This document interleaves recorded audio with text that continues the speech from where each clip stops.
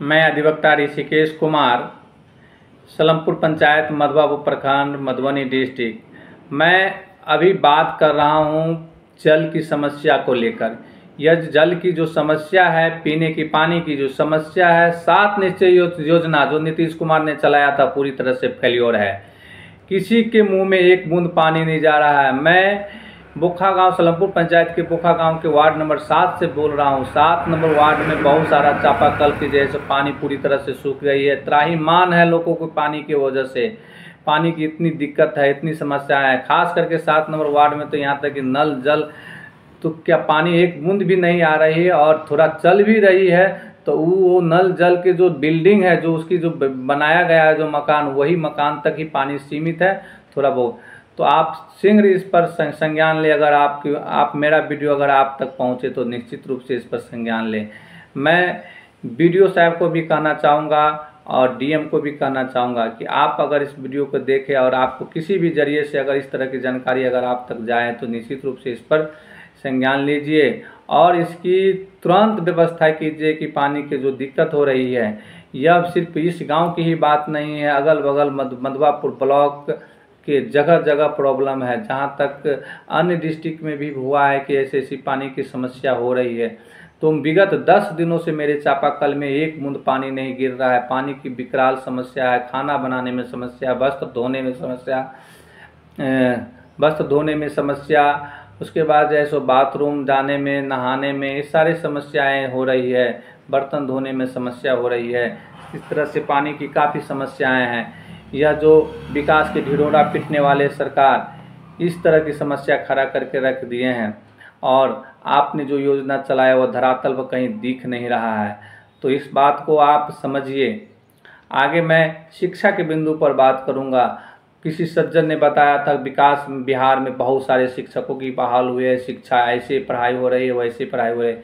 मैं सरकार के कहना चाहूँगा कि आप जो शिक्षा दे रहे हैं, आप तो अपने टीचर को, शिक्षक को तो आपने ये सरकार का अन्य कामों में, पुनरीक्षण के काम में, वोटर लिस्ट पुनरीक्षण के काम में आपने लगाया हुआ है। तो क्या टीचर लोग पढ़ाएंगे, क्या बच्चे पढ़ पाएंगे? कभी बच्चे नहीं जाते हैं तो कभी टीचर नहीं रहते हैं।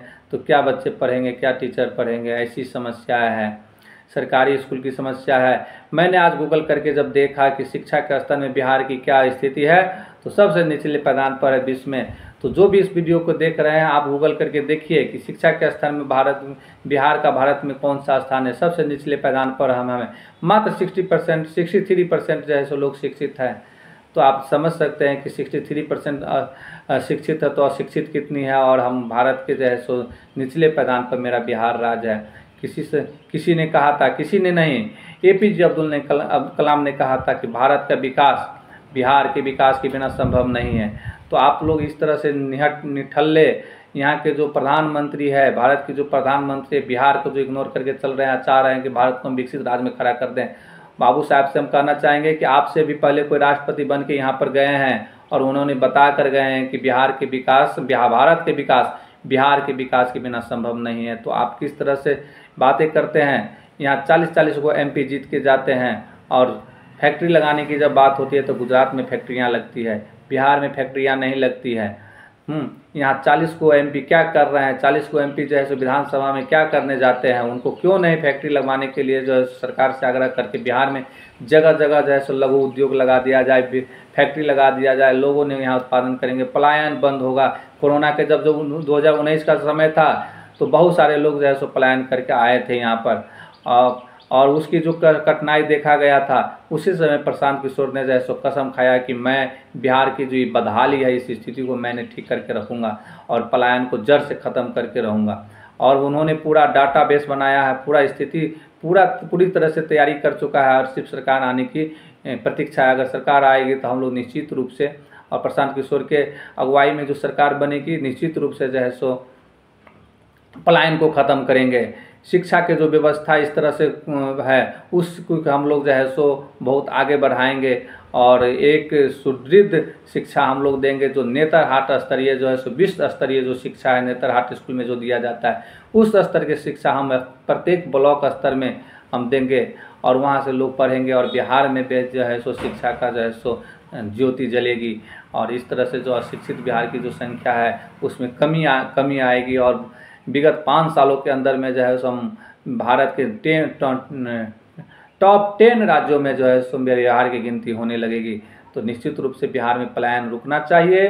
बिहार में शिक्षा की दर जो है सो बढ़नी चाहिए, शिक्षित की दर, साक्षर का दर जो है सो बढ़नी चाहिए और हम लोग जाति और पाति नहीं करके हम इंसान के नाम पर इंसानियत को वोट करें और इंसान को चुन कर लाएँ और इस बिहार को इस बार कम से कम बचा लीजिए आप लोग, क्योंकि अभी तक तो आप लोग नीतीश सरकार देखे, लालू सरकार देखे, जंगल राज देखे, अफसरशाही की सरकार देखे।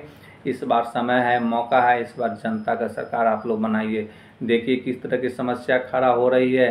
अभी जो पानी के जो समस्या है, विकराल समस्या, सरकार सुनने की नाम नहीं ले रही है। जहाँ तहाँ जो है सो गोली बारूद, जहाँ तहाँ जो है सो लूट पाट खसोट, इस तरह की जो है सो स्थिति आ गई है। तो निश्चित रूप से जो है सो आप लोग ध्यान दीजिए और इस बार 2025 में जो इलेक्शन होने वाला है, इस निठल्ले और अफसरशाही सरकार को जो है सो जड़ से उखाड़ फेंकने की जो है ज़रूरत है और जनता की सरकार स्थापित करने की ज़रूरत है। और इसमें आप अपने बेटे, आप अपने पुत्र को मुंह देख कर जाइएगा और इस बार अपने बेटे और पुत्र के नाम पर जो है सो वोट दीजिएगा और देखिएगा कौन नेता आपके बेटे को भाग्य और तस्वीर जो है सो बदल सकता है। वैसे लोगों को जो है सो सत्ता में लाइए। धन्यवाद। मैं ऋषिकेश कुमार अधिवक्ता, व्यवहार न्यायालय बेनीपट्टी। मैं इस वीडियो के माध्यम से आप सभी को बहुत बहुत धन्यवाद करते हैं, बहुत बहुत अभिनंदन करते हैं। आप इस वीडियो को अगर फेसबुक यूट्यूब पर देख रहे हैं तो निश्चित रूप से शेयर कीजिएगा, लाइक कीजिएगा, कमेंट कीजिएगा। धन्यवाद।